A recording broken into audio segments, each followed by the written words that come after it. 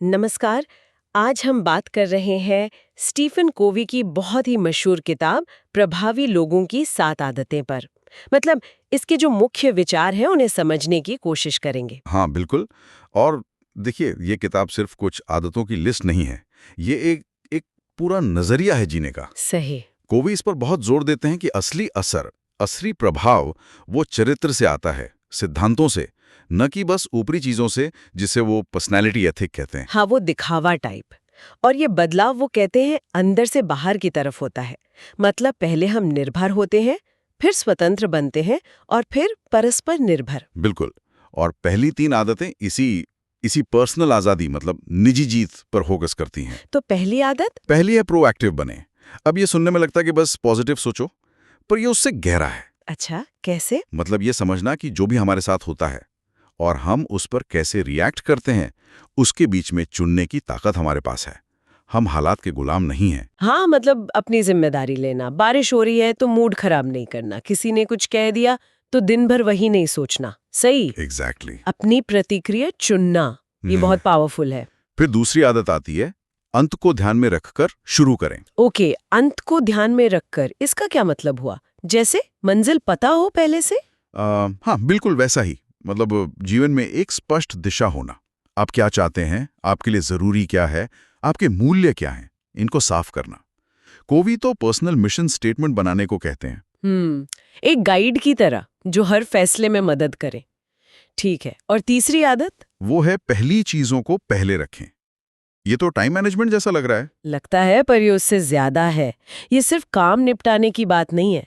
ये है कि क्या चीज वाकई में महत्वपूर्ण है, उसे पहले करना। अच्छा, कोवी अर्जेंट यानी जो तुरंत करना है और इम्पॉर्टेंट यानी जो जरूरी है, इसमें फर्क बताते हैं।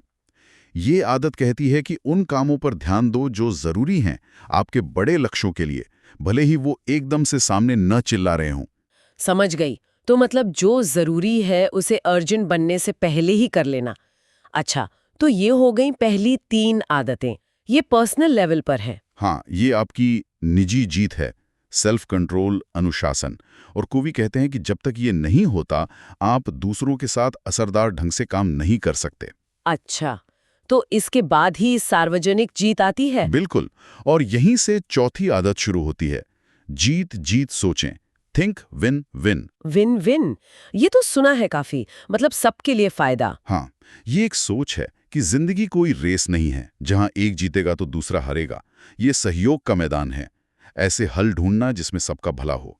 ये इस सोच पर आधारित है कि दुनिया में सबके लिए बहुत कुछ है, कमी नहीं है। हाँ, ये अबंडेंस मेंटालिटी कहते हैं शायद इसे। सुनने में तो बहुत अच्छा लगता है, पर क्या ये प्रैक्टिकल है हमेशा? मुश्किल हो सकता है, पर लंबे रिश्तों और पार्टनरशिप के लिए शायद यही सही तरीका है, वरना चीजें टिकती नहीं। बात तो सही है। अच्छा, 5वीं आदत, पहले समझने की कोशिश करें फिर समझाने की। ये कम्युनिकेशन के बारे में है ना? सुनने के बारे में। हाँ। और ये शायद सबसे मुश्किल आदतों में से एक है। हम सबकी आदत होती है ना कि कोई कुछ बताता है और हम फौरन सलाह देने लगते हैं। हाँ हाँ, बिल्कुल। या अपनी कहानी सुनाने लगते हैं। वही।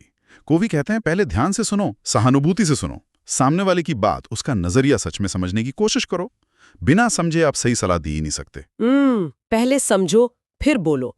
कान ज्यादा मुंह कम। एक तरह से हाँ। और जब समझ बनती है तभी भरोसा बनता है। सही है। और छठी आदत है सिनर्जी बनाएं। सिनर्जाइज। ये क्या है? Team work. टीम वर्क जैसा है, पर उससे भी ज्यादा। सिनर्जी का मतलब है कि जब लोग मिलकर काम करते हैं ना, तो जो नतीजा निकलता है वो सबके अलग अलग काम के जोड़ से कहीं ज्यादा होता है। जैसे 1+1=3 या 5 या 10। अरे वाह! कैसे?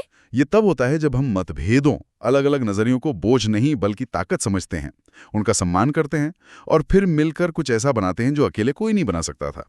क्रिएटिव सहयोग। अच्छा, मतलब विविधता में ही असली ताकत है। ठीक है। और फिर आखिर में 7वीं आदत है आरी तेज करें, शार्पन द सॉ। ये किस बारे में है? ये है अपने आप को लगातार बेहतर बनाने के बारे में, खुद का नवीनीकरण। जैसे आरी को तेज रखना पड़ता है ताकि वो काट सके। तो खुद को कैसे तेज रखें? कभी 4 एरिया बताते हैं। शारीरिक मतलब सेहत, कसरत, आराम। मानसिक मतलब पढ़ना, सीखना, सोचना। भावनात्मक या सामाजिक, रिश्ते बनाना, दूसरों की मदद करना। और आध्यात्मिक, अपने मूल्यों को समझना, ध्यान करना, प्रकृति से जुड़ना। इन चारों का संतुलन जरूरी है। केयर और ग्रोथ की आदत है, ताकि बाकी आदतें चलती रहें। बिल्कुल, ये आदत बाकी 6 को ताकत देती है। तो अगर हम संक्षेप में देखें तो ये किताब ऊपर ऊपर के बदलावों की बात नहीं करती, ये चरित्र बनाने पर जोर देती है। हाँ, अंदर से बाहर का बदलाव। पहले खुद पर काबू पाना यानी निजी जीत, फिर दूसरों के साथ मिलकर काम करना सार्वजनिक जीत, और लगातार खुद को बेटर बनाना। यही इसका पूरा सार है, सिद्धांतों पर आधारित जीवन। सही कहा। और अंत में कोवी की एक बात जो सोचने पर मजबूर करती है, जरूरी ये नहीं कि आप अपने शेड्यूल में क्या प्राथमिकता देते हैं, बल्कि ये है कि आप अपनी प्राथमिकताओं को शेड्यूल करते हैं। हाँ, ये बहुत गहरी बात है। मतलब सोचने वाली बात यह है कि क्या हम वाकई अपनी सबसे जरूरी चीजों के लिए, जैसे हमारी सेहत, हमारे रिश्ते, हमारी अपनी ग्रोथ, क्या हम उनके लिए सच में टाइम निकाल रहे हैं, अपने कैलेंडर में जगह दे रहे हैं, या हमारा दिन बस जो सामने आ गया उसी में निकल जाता है? बिल्कुल, क्या हम जरूरी काम कर रहे हैं या सिर्फ अर्जेंट कामों में उलझे हुए हैं? सोचने वाली बात है।